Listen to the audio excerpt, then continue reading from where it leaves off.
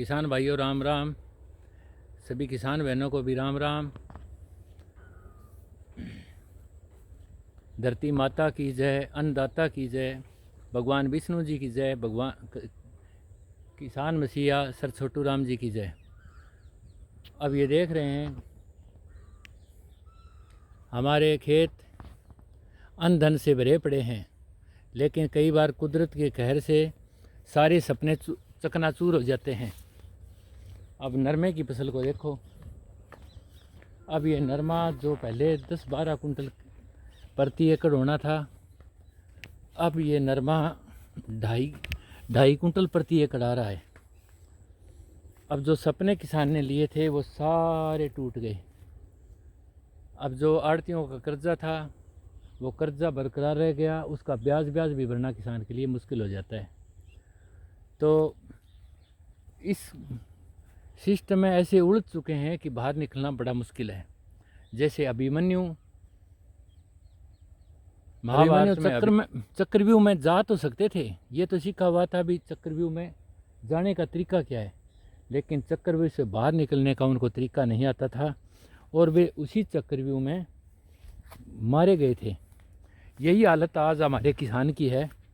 देखने में लगता है कि बहुत कुछ है, लेकिन सच्चाई ये है कि केवल खेतीबाड़ी में या खेतीबाड़ी पर निर्भर रह कर के हम अपना जीवन सही ढंग से मेंटेन नहीं कर पाएंगे, अपने बच्चों को कामयाब और सफल नहीं कर पाएंगे। दिन तो टूटते रहेंगे, समय गुजरता रहेगा।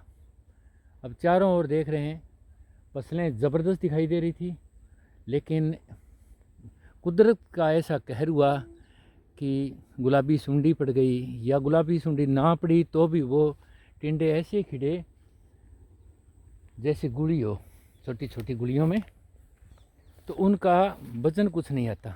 अब ये देखो, तो सभी किसान साथियों से निवेदन है कि हम अपनी व्यवस्था बदलें, थोड़ा सिस्टम बदलें, आपस में सलाह मशविरा करके बदलें। और ये जो व्यवस्था बदलने के लिए हमने शुरुआत की है वो अन्नदाता आर्थिक आज़ादी के इस अभियान से शुरुआत की है। इस पर अपने विचार रखें, कमेंट द्वारा अपने सुझाव दें, और दूसरे साथियों के जो सुझाव आएंगे वो मैं कमेंट अब मैं इस चैनल के द्वारा आपको बताता रहूँगा। आज की 9वीं हमारी किसान सभा का बस आज इतना ही करते हैं कि लगभग किसान किसके आगे रोए। फिर भी मैं तो सरेआम आपके सामने कह रहा हूँ कि हालात ठीक नहीं है, हालात ठीक नहीं है। जितना कर्जा ले रखा है उसका ब्याज भरने में भी जब असफल हैं तो फिर कामयाबी है कहाँ? कामयाबी बड़ी मुश्किल है। व्यवस्था ना बदली तो हम लोग कामयाबी के बारे में सोचना या झूठे सपने दिमाग में रखना, ये अपने को ले बैठेगा।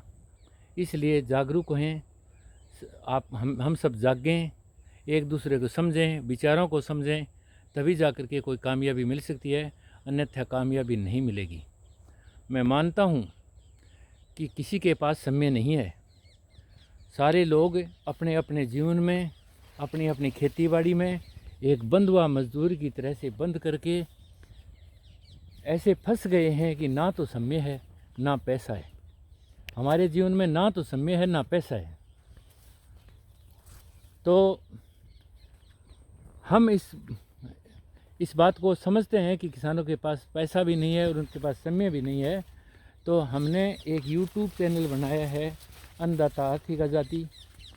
उस YouTube चैनल पर आप यूट्यूब चैनल पर आओ, उसको सब्सक्राइब करो, उसको शेयर करो अपने किसान साथियों के साथ। एक दूसरे से हम जानकारी ले करके अपनी व्यवस्था को बदल सकते हैं, ये कन्फर्म है।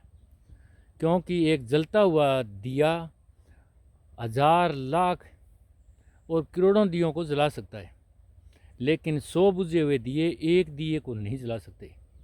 हम सारे बुझे हुए दिए के समान हो चुके हैं। कुछ भी कर लो, लेकिन वो कुछ भी समझा लो, कितना ही बता दो, लेकिन वो किसान हमारे कदम नहीं उठा रहे हैं। वो उठते हैं वापस हो जाते हैं, उठते हैं वापस हो जाते हैं। अब इंश्योरेंस कंपनियों ने सर्वे किए गांव-गांव में, तो जहाँ नरमा बिल्कुल ही नहीं हुआ, 2-3 कुंटल में सिमट गया, वहाँ भी सर्वे कंपनियों ने जब सर्वे की थी उस समय 12 कुंटल बताया था। लेकिन उसके बाद में सुंडियों का अटैक हुआ और नरमे पर प्राकृतिक कहर हुआ, उसके कारण से 2-2.5 कुंटल से ज़्यादा नहीं नरमा नहीं होगा। अब किसानों को एसडीएम के पास जाना चाहिए, डीसी साहब के पास जाना चाहिए, 150 किसान जाएँ, जा कर के दिखाएँ, वो अपने खेतों में बुला करके साहब को खेतों में बुला करके दिखाएँ, तो हमारा वो इंश्योरेंस आ सकता है। लेकिन किसानों में इतनी जान भी नहीं बची है कि उन अधिकारियों के पास इकट्ठे होकर के जा सकें, उनको बोल सकें। तो किसान भाइयों, होश कर लो, चेत जाओ, नहीं तो आने वाली पीढ़ियों को बड़ा नुकसान होगा। वो एक किसान नहीं रहेंगे, वो मज़दूर बन के रह जाएंगे। आज की सभा बस इतनी ही। जय हिंद, जय भारत, जय धरती माता, जय अन्नदाता। सभी को राम राम, जय श्री राम।